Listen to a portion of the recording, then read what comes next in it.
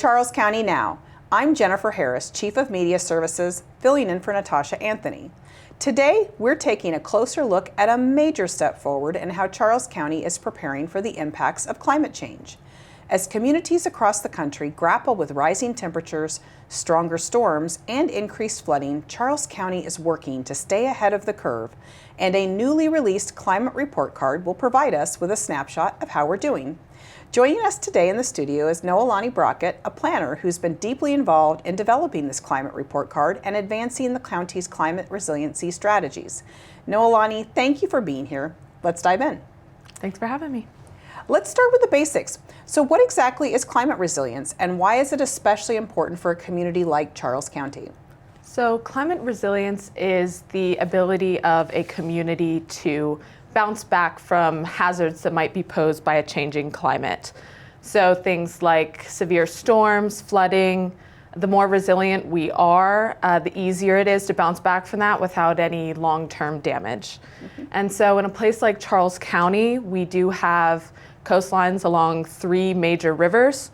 So that is a big impact on our ability to bounce back from especially rain-related events, high tide flooding. So it's an important thing to think about here in Charles County.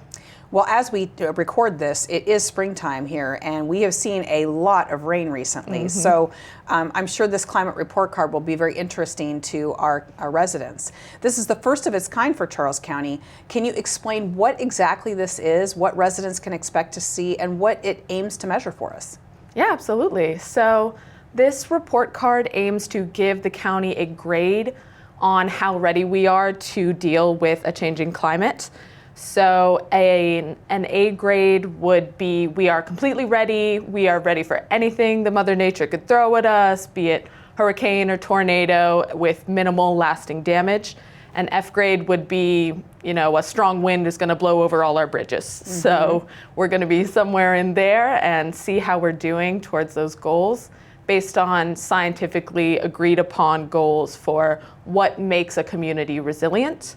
So we measured this based on 18 different resilience factors, and then also a subset of vulnerability factors that tell us, so we know what would make us resilient, but what are the biggest threats that we are facing, and then we pair those off to figure out where we need to go from there.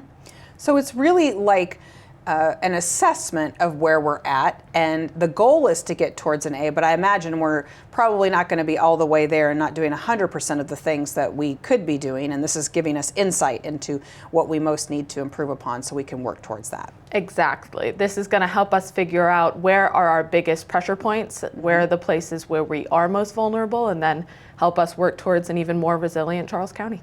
Great, thank you. So you assessed resilience across 3 major categories, and I heard you say 18 subcategories, so I'm glad we don't have to think about all of those, but the 3 major ones are environment, flooding, and human well-being, which is an interesting one. Which individual indicators stood out most to you, either in a positive or a concerning way? So within that human well-being category, there was one for extreme temperature, and that one I think is interesting to me because I think that's something that no matter what someone's background in climate science may be, everyone can feel that maybe a while ago you remember having a spring that was generally around 60 degrees and pleasant, and now it seems more like it's an 80-degree day and then a 40-degree day back and forth, and it just feels like that is not what I feel like I remember it being. And this report card showed us that yes, that is something that we're facing, and it gives us those facts, but then it also pairs that anecdotal evidence that we all kind of have probably sensed with a series of resilience factors that tell us what can we do about that, where are we already doing well in the county on that, but then also where could we do a little better so that we kind of reduce the effects of those changes on people. That makes perfect sense to me. From a practical standpoint, I couldn't figure out whether to keep my sweaters at the front of my closet, move them back. It was warm and then it was cold, and now it looks like it might be warm for a couple days again and cold again. So this is really, we're experiencing in real time what you're talking about and looking about out in this report card. So one of the lowest scoring areas was park equity. Why is equitable access to parks so critical, and why is this being raised in the context of climate resilience? I'm just curious. So parks are important to climate resilience for a number of reasons. Environmentally, they can help absorb rainwater, which can reduce flooding. They can absorb air pollutants and CO2, which reduces our greenhouse gas emissions.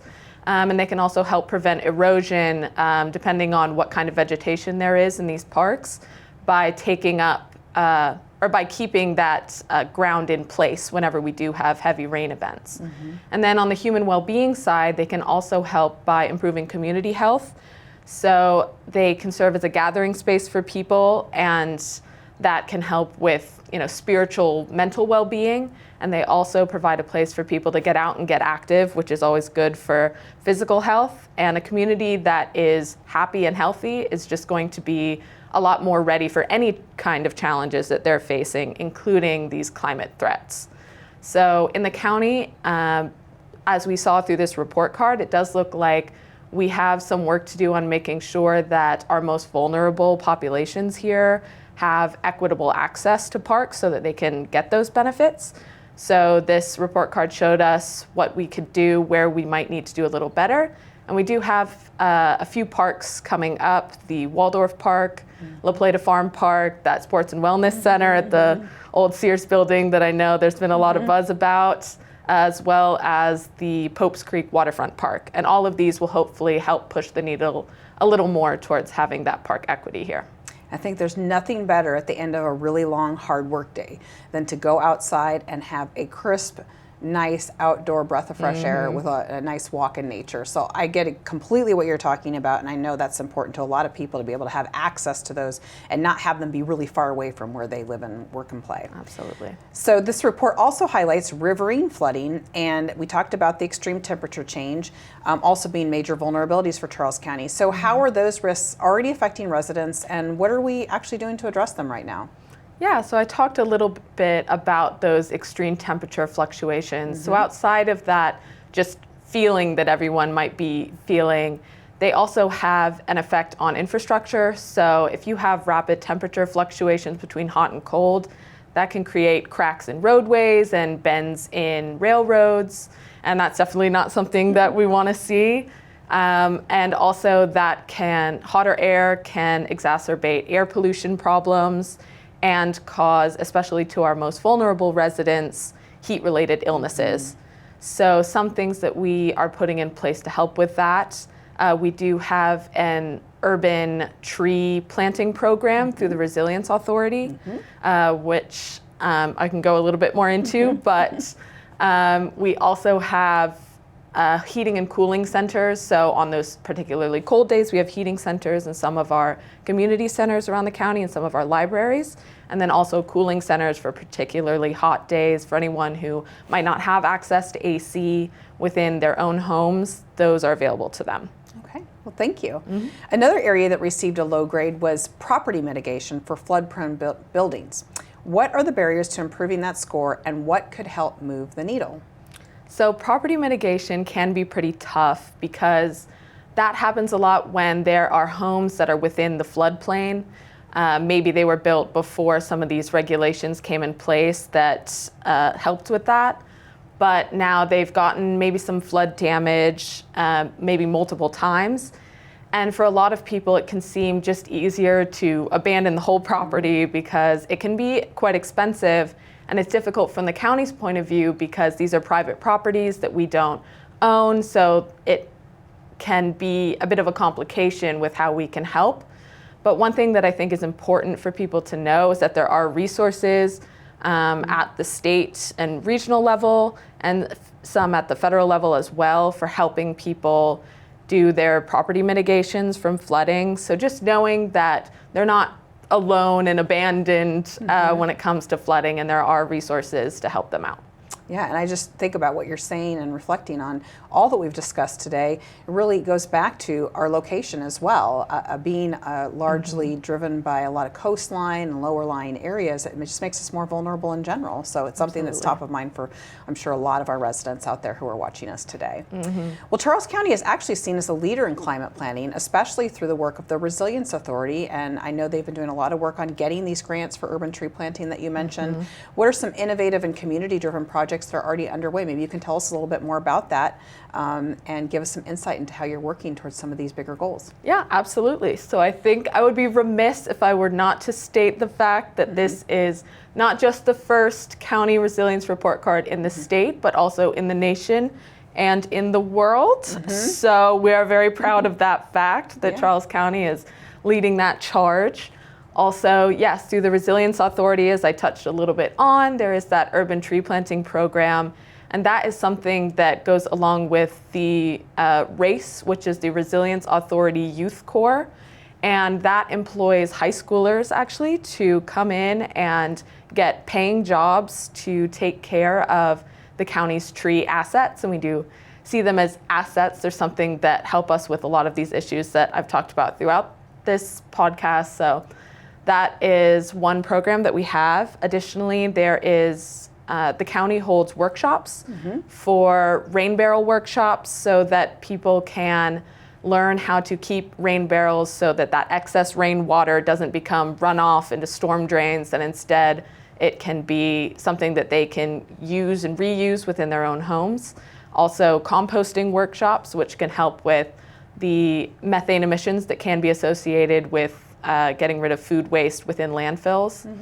And additionally, we have the upcoming Climate Action Plan, which is going to help with identifying where we can go from here and what are some of the issues that we're facing in regards to climate change or in regards to resilience in the environment. So this report card is obviously going to inform some of that.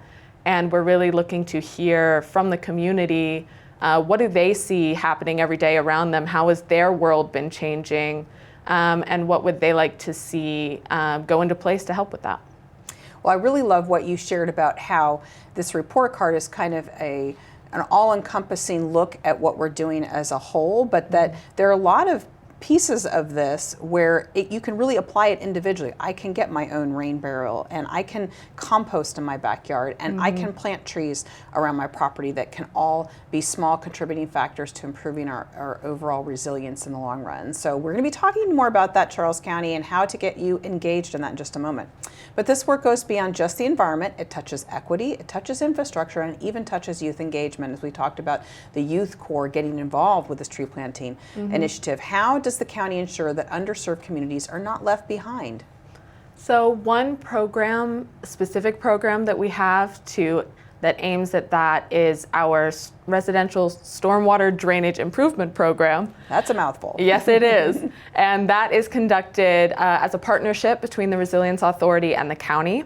And that aims to improve stormwater drainage in our most vulnerable communities. So we did a study that included different factors about how we were going to prioritize these projects, because we have a lot in the county, and so we were looking specifically for where might there be kind of the least amount of money to help with that, and those are the places where we want to start. And that also, those came about because people directly talked with us about where they were seeing these issues. So we got that community feedback. Another program that we have is, well, through the Climate Action Plan, we will be hosting a series of 6 meetings throughout the county, trying to make sure that meetings are the most convenient that they can be, so that people from all over the county can find a nearby meeting that they can come to and just tell us about what they've been seeing, what they've been thinking. We want to get as much feedback as we can, so we were looking at things like mobility issues. Where do we need to make sure to go out to people and not ask people to come to us? Another program we have is our Climate Ambassadors program. So we are looking for people who are already connected to community groups that maybe we don't know about, and hoping that we can get them, we can share our information with them through the resources that we have as a county government, and get them to share that out with their community groups so it can reach as many people as possible. So hear this, Charles County, we're looking for all of you to come out and let us know what you're thinking, and we will come to you. We will get to every part of this county by the time this process is completed. but about what's next. How can residents get involved? You just shared that they can come to meetings, they can offer their feedback. We've talked a little about individual steps they can take at their own homes to help with this process, but how are you looking to have everyone get involved in shaping and planning future decisions in regard to the work that you do, Noelani? Yeah, so with this specific report card, we are hosting a launch event as part of the county's Earth Day event at Bennsville Park on April 26th. And so people can have the opportunity to come out, get their hands on a copy of the report card, or maybe a digital copy of the report card, because that's a little bit more climate friendly. And then we have an individual report card for people, so they can see a list of actions that reflects the same setup as our countywide report card, but that assesses it at an individual level. What can households be doing or communities be doing to improve their resilience and their contributions towards a more beautiful Charles County? And we will also, once that launches, people can go to either the Resilience Authority's page or our Climate Action page on the Charles County website to view the full report. The individual report card will also be available there so that people can assess themselves. And also, as you said again, the Climate Action Plan, we would love to get people out. We'll be hosting meetings starting April 22nd and going through May the 8th. Well, this is great. So I just want to remind everybody, we've talked not only about the Climate Action Plan, but the Climate Report Card, really the first of its kind in the nation, and we think the world, which I love being first in anything. Absolutely. But this is fairly unique, and so you have an opportunity to see and hear from us first on April 26th at Bennsville Park. Come out and celebrate Earth Day with us. Take home a digital copy of your individual report card and get engaged and involved with what we're doing here. Noelani, it's been wonderful to have you here today. You're just a wealth of information, and I appreciate all that you've offered us. Can you tell people again where they need to go if they want to find more information, or after April 26th, how they can download their own individual report card and start checking their own boxes as far as how they're doing? Absolutely. So on the county webpage, if you go to Climate Action, people can find our page where we have links to the Resilience Authority's website. We'll have a link to the report card. We also have a link to our Climate Action Planning page, and that will give all of the information as to upcoming meetings. We also had a webinar series that recently wrapped on the Climate Action Plan. So all of those recordings are up there for people to view again. And then we also have our Engage page where people can go to get notifications whenever we have updates on one of our projects. And also they can go to any of the other projects not involved in climate action that the county is doing on that Engage platform. Oh, fabulous. Thank you for that summary. Great conversation today. Thank you for being here. That's all we have for this episode. For Charles County Now, I'm Jennifer Harris, filling in for Natasha Anthony. Thank you for joining us. Thank you for having me.